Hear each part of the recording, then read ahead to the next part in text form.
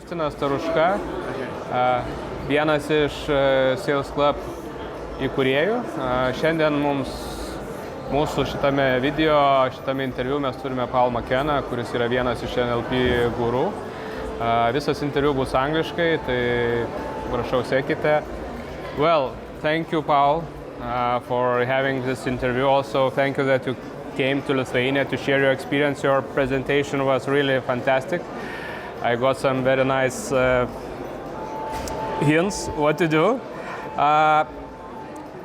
Could you explain in like 3 sentences what is NLP? NLP is it's curiosity.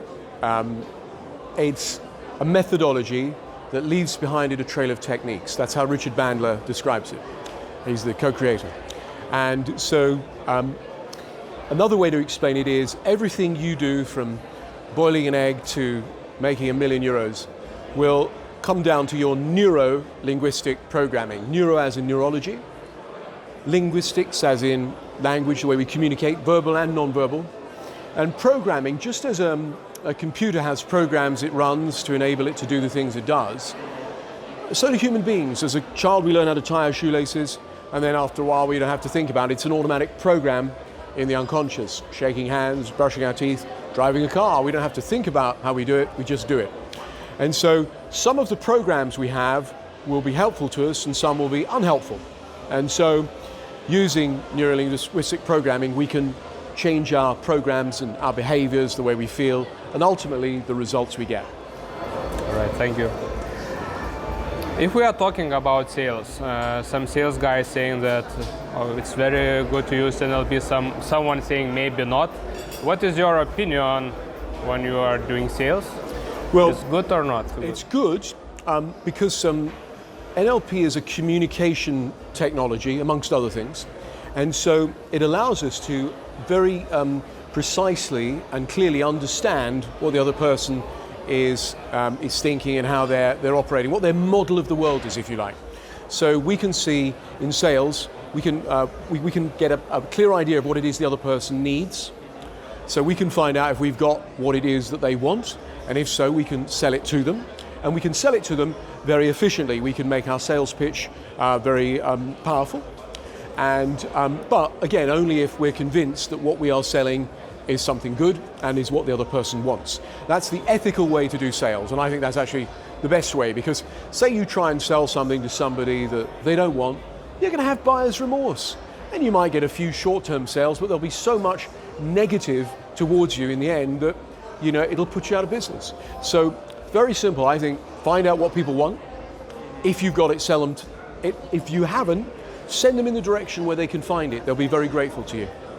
So that's, if you like, an NLP ethical approach to sales. Unethical ones would be, and it isn't necessarily NLP, it could be anybody who's unethical in sales. They sell people things they don't want. They sell people things they don't believe in or that they know don't particularly work. And they use manipulative, emotive, or high pressure ways to sell it.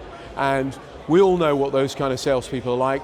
And, you know, sure, they might get somewhere in the short term, but long term, they're not going to be around.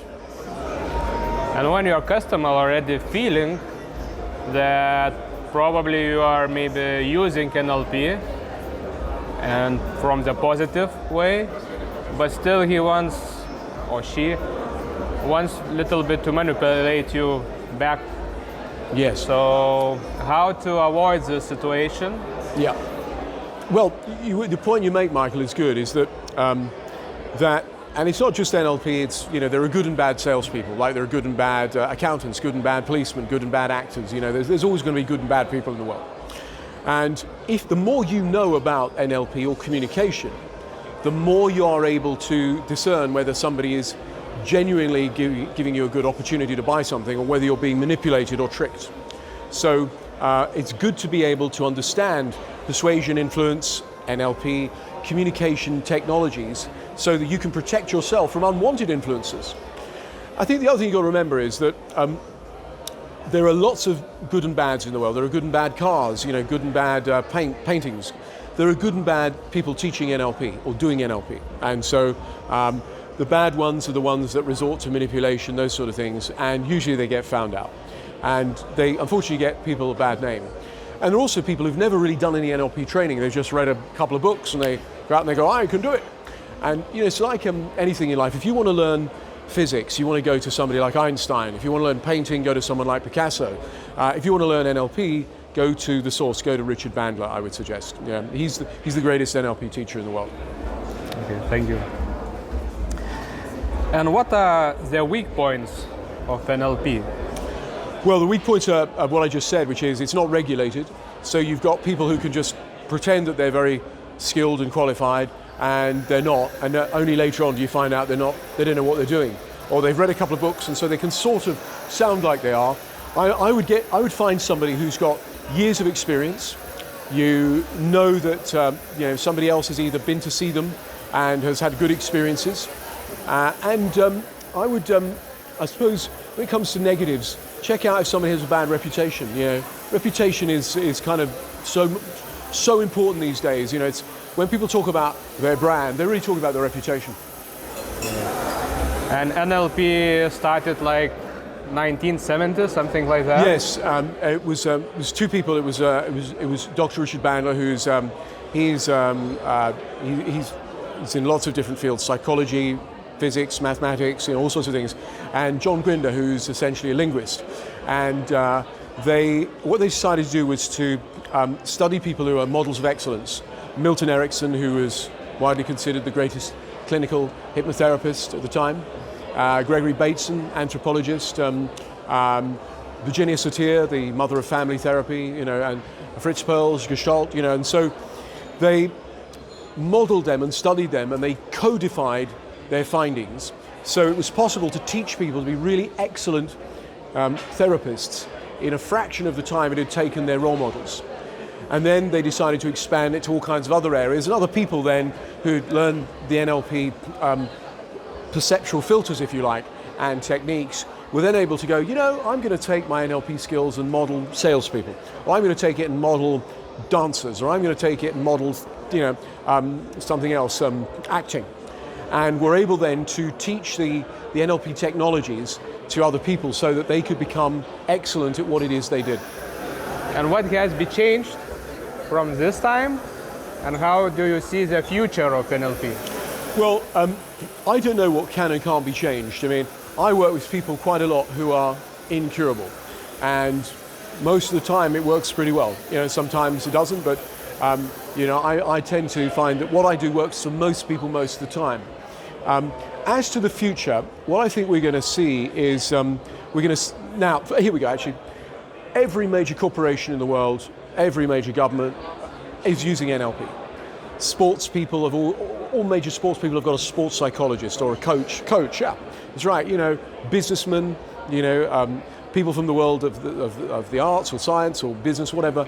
Yeah, politicians are using it quite a lot, actually.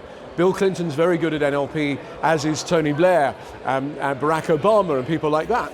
And so they're using it to make their communication more powerful and effective. So we're going to see it used more in the worlds of politics, business, the arts, science, etc. We're going to see lots of positive things come from it.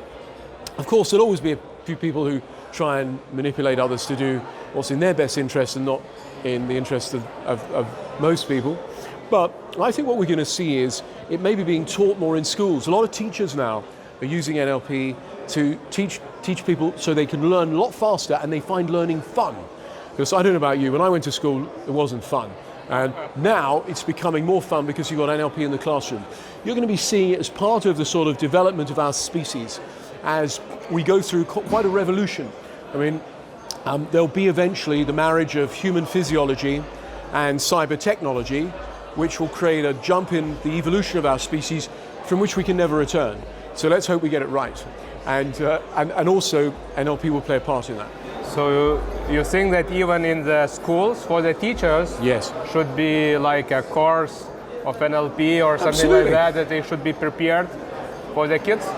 Yes, there are a lot of accelerated learning technologies around. Mind mapping is one of them.